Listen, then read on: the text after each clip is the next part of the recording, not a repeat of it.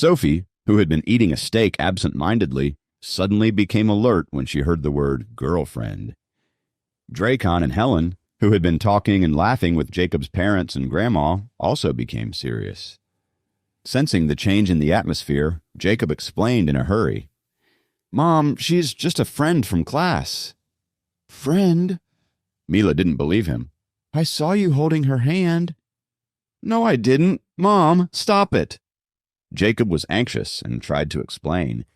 She just dragged me in there to find seats." Jacob's face was turning red from anxiety, but Mila, who was oblivious to the situation, thought Jacob was blushing. She laughed. "Come on, don't hide it from your mom. I won't object to it, and your grandma will be happy for you as well.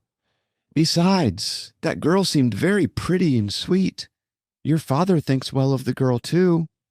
Sophie bit her lip in anger, and her parents' expression turned from astonishment to unreadable. She felt a sense of betrayal as soon as Jacob's girlfriend was mentioned. Even without hearing a name, she already knew that they were talking about Kathy. Sophie wasn't the best at being vulnerable.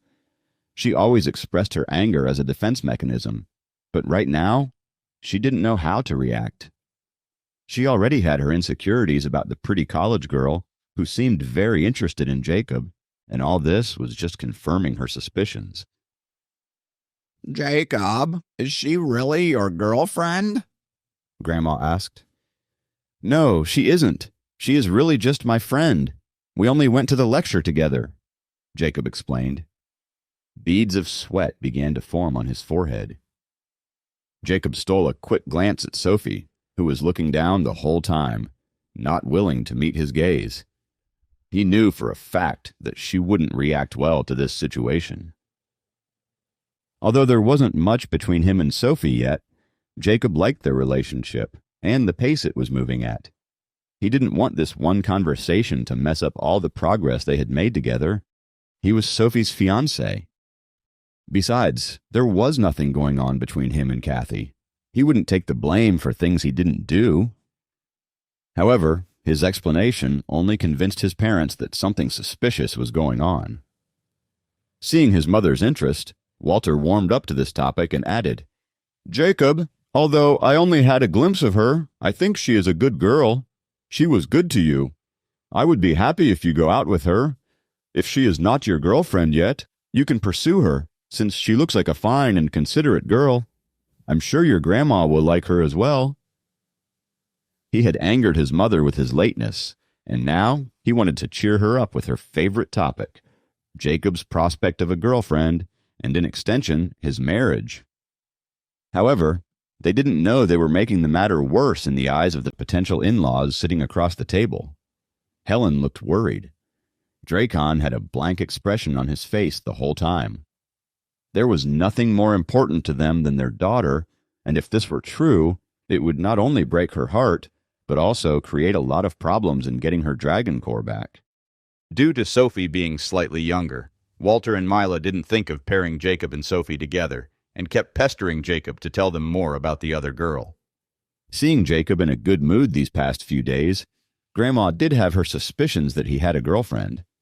Now, with her guess confirmed by Walter and Mila, her face lit up. "Jacob, don't hide it from us. Find some time and bring the girl home to visit me," she said cheerfully.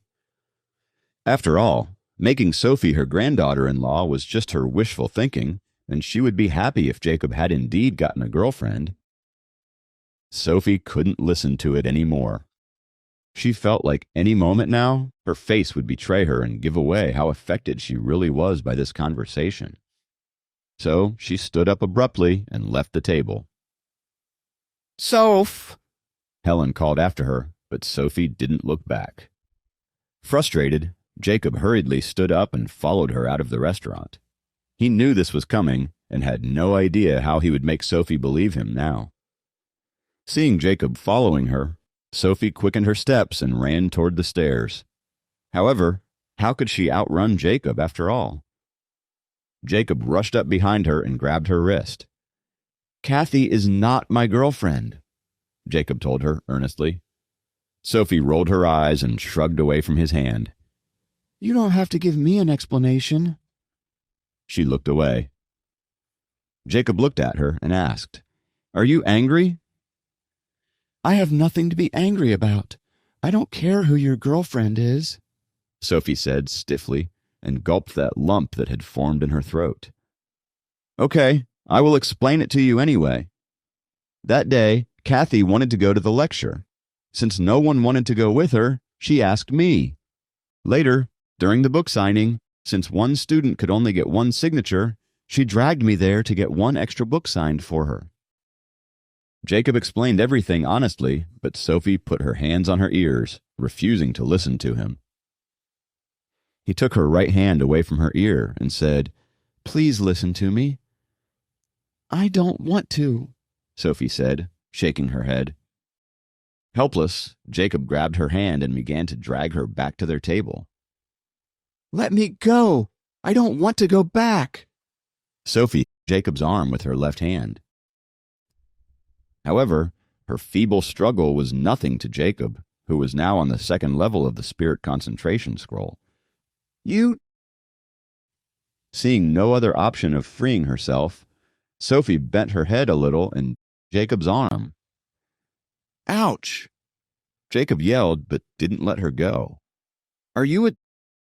he asked angrily. I'm a dragon, Sophie retorted indignantly.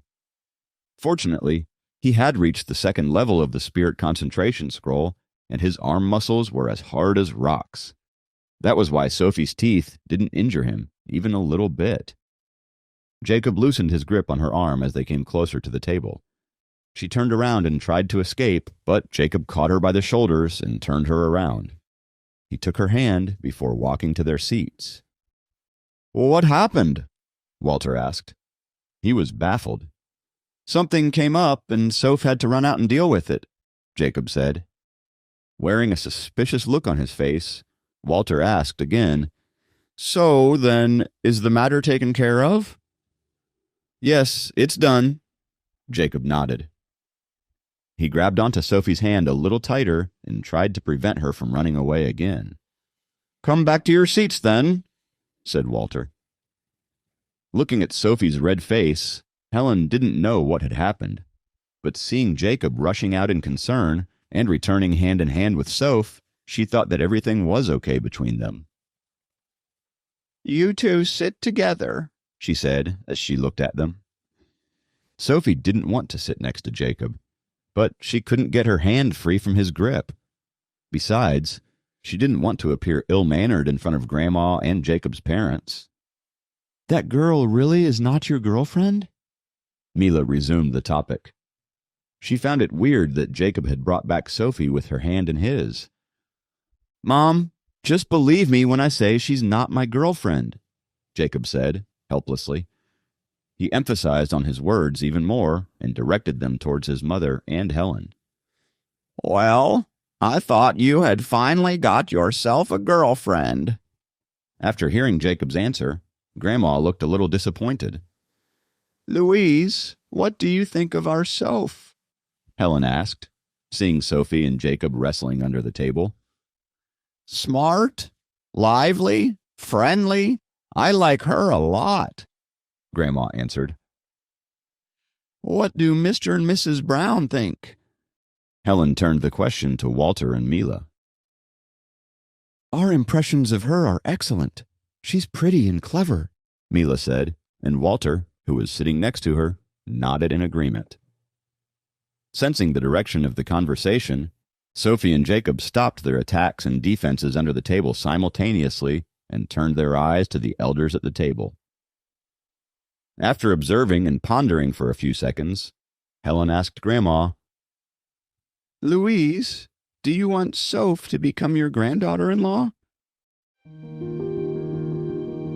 Please subscribe to the Pocket FM YouTube channel and press the bell icon for instant notification. Check out our channel for more such exciting shows.